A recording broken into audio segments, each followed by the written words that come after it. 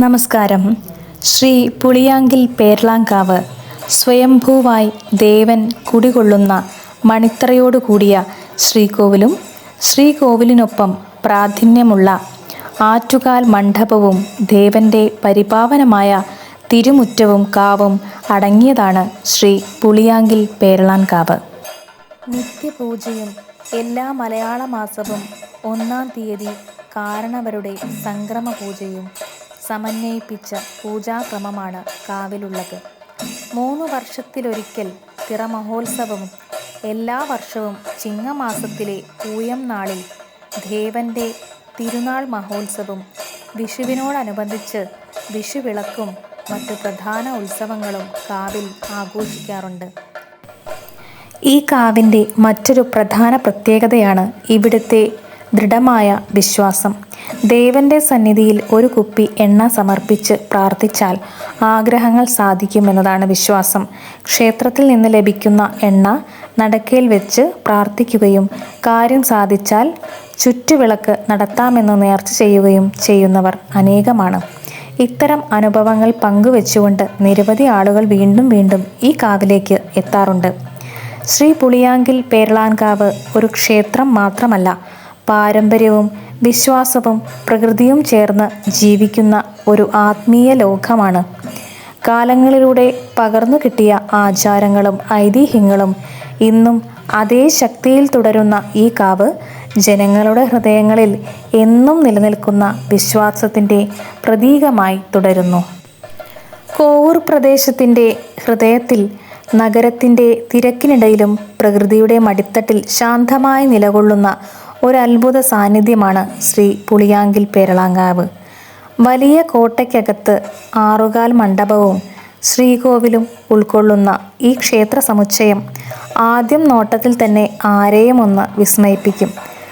കാലഗണനയ്ക്ക് അതീതമായ ഈ കാവിൻ്റെ തുടക്കം സംബന്ധിച്ച് കൃത്യമായ രേഖകളില്ല. എന്നാൽ പ്രശ്നവിധികളും പൂർവികർ പറഞ്ഞുകേട്ട അറിവുകളും ചേർന്ന് പറയുന്നത് അനവധി ശതാബ്ദങ്ങൾ പഴക്കമുള്ള ഒരു ദൈവ ചൈതന്യ കേന്ദ്രമാണെന്നാണ്. പണ്ട് ഈ പ്രദേശം കാടായിരുന്നു. അന്ന് ഇവിടെ കാട്ടാളന്മാർ ആരാധിച്ചിരുന്ന ഒരു സ്വയംഭൂ ശിലയാണ് കാവിൻ്റെ അടിസ്ഥാനം. സ്വയം പൊന്തി വന്ന ഈ ശിലയിൽ ശിവചൈതന്യം സങ്കല്പിച്ച് അവർ പൂജിച്ചു. പിന്നീട് കാവ് ഇന്നത്തെ സ്ഥിതിയായതിന് പിന്നിൽ ശ്രീ പുളിയാങ്കിൽ പേർലാങ്കാവിൻ്റെ ആത്മാവ് അതിൻ്റെ ഉത്സവങ്ങളിലാണ് പ്രകടമാകുന്നത്. പ്രത്യേകിച്ച് തിറമഹോത്സവം കാവിൻ്റെ ഏറ്റവും വലിയ ആചാര പരിപാടിയാണ്.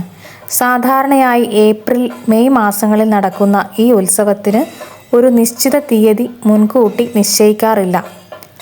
പകരം 4 ഇല്ലങ്ങളിലെ കാരണവന്മാർ ചേർന്ന് ദേവസന്നിധിയിൽ കൂടിയാലോചിച്ച് അനുയോജ്യമായ ദിവസം തീരുമാനിക്കുന്നതാണ് പതിവ്.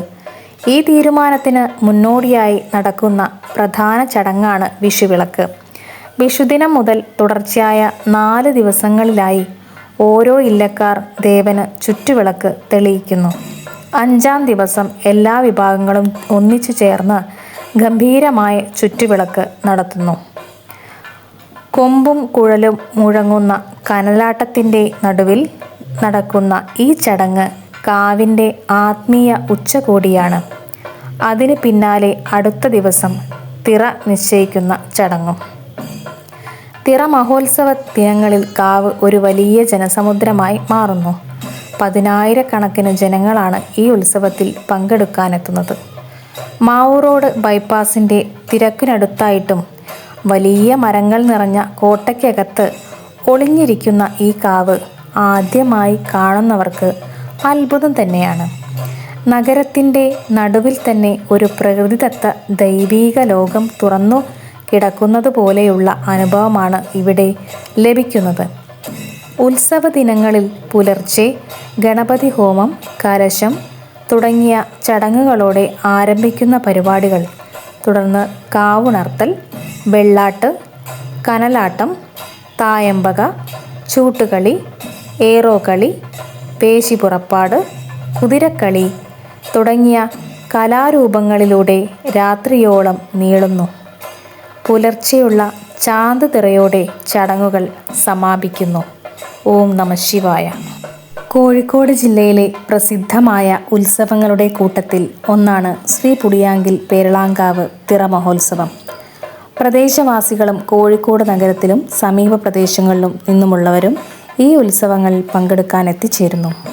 തിറ എന്ന അനുഷ്ഠാന കലയാണ് ഈ ഉത്സവത്തിൻ്റെ പ്രധാന ആകർഷങ്ങളിലൊന്ന്.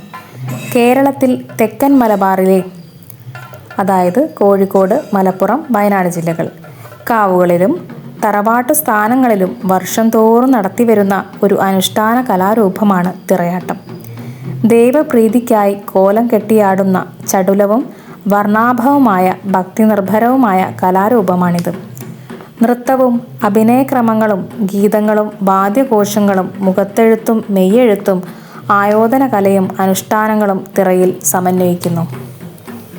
തിറയാട്ടത്തിന് തനതായ ആചാരാനുഷ്ഠാനങ്ങളും വേഷവിധാനങ്ങളും കലാപ്രകടനങ്ങളുമുണ്ട്. തെക്കൻ മലബാറിൻ്റെ തനതു കലാരൂപമായ തിറ എന്ന ദൃശ്യവിസ്മയം ചൂട്ടുവെളിച്ചത്തിൽ ചെണ്ടമേളത്തിൻ്റെ അകമ്പടിയോടെ കാവുമുറ്റങ്ങളിൽ അരങ്ങേറുന്നു. തിറയാട്ടത്തിലെ സവിശേഷമായ വേഷവിധാനങ്ങളും ആചാരാനുഷ്ഠാനങ്ങളും പ്രാക്തന കാലത്തെ സാമൂഹിക ജീവിതത്തിൻ്റെ പ്രതിഫലനങ്ങളാണ്. വർണ്ണാഭമായ ചമയങ്ങളും ചടുലമായ നൃത്തവും തിറയുടെ പ്രത്യേകതയാണ്. ലളിതമായ വേഷവിധാനമാണ് ചാന്തുതിറയ്ക്കുള്ളത്.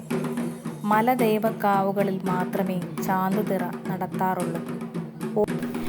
പ്രകൃതിദത്ത വസ്തുക്കൾ കൊണ്ടാണ് കോലങ്ങളുടെ നിർമ്മാണം. അതുപോലെ തന്നെ കുരുത്തോല, പാള, മുള, ചിരട്ട, തടി എന്നിവ ഉപയോഗിക്കുന്നു. തിറയാട്ടത്തിൽ ചെണ്ട, ഇലത്താളം, തുടി, പഞ്ചായുധം, കുഴൽ എന്നീ വാദ്യോപകരണങ്ങൾ ഉപയോഗിക്കാറുണ്ട്. കോലങ്ങൾ ആട്ടത്തിനിടയിൽ കളരിപ്പയറ്റിനെ അനുസ്മരിപ്പിക്കുന്ന തരത്തിൽ പ്രതീകാത്മക ആയുധങ്ങൾ പ്രയോഗിച്ച് ചുവടുവെക്കാറുണ്ട്. കരുമകന് കുന്തം, കരിവില്ലിക്ക് അമ്പും വില്ലും, ഭഗവതിക്ക് പള്ളിവാൾ, വീരഭദ്രന് വെൺമഴു, മൂർത്തിക്ക് ദണ്ഡും പരിചയും എന്നിങ്ങനെ പ്രതീകാത്മക ആയുധങ്ങൾ നൽകിയിരിക്കുന്നു. ചൂട്ടുകളിക്കൊപ്പമാണ് തിറക്കോലങ്ങൾ ചടുല നൃത്തം ചെയ്യാറുള്ളത്. ഇരു കൈകളിലും കത്തിച്ച ചൂട്ടുമായി മേളത്തിനൊപ്പം താളാത്മകമായി നൃത്തവും ആയോധന മുറകളും പ്രദർശിപ്പിക്കുന്നതാണ് ചൂട്ടുകളി. ഓരോ തിറകൾക്കും പ്രത്യേകം തോറ്റങ്ങളും അഞ്ചടികളും നിലവിലുണ്ട്. ദേവതകളുടെ പുരാവൃത്തം സുദീർഘമായി തോറ്റങ്ങളിൽ പ്രതിപാദിക്കുന്നു. ദേവതകളുടെയും കുടിവെച്ച മൂർത്തികളുടെയും പുരാവൃത്തം ആറ്റിക്കുറുക്കിയതാണ് അഞ്ചടി. തിറയാട്ടത്തിൽ മാത്രമുള്ള ഗീതങ്ങളാണ് അഞ്ചടികൾ. പ്രാസഭംഗിയും ആലാപന മികവും അഞ്ചടികളെ ശ്രദ്ധേയമാക്കുന്നു.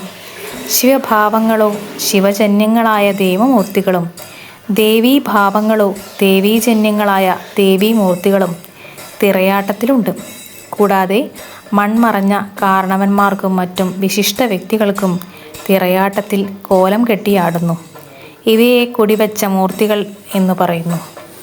കോലാധാരികൾ, അനുഷ്ഠാന വിദ്വാൻമാർ, സഹായികൾ എന്നിവരടങ്ങിയ തിറയാട്ട സമിതികൾ കാവുകളിൽ തിറയാട്ടം അവതരിപ്പിക്കുന്നത്. കൂടാതെ വാദ്യക്കാർ, കോമരങ്ങൾ, ചമയക്കാർ ഉൾപ്പെടുന്നു.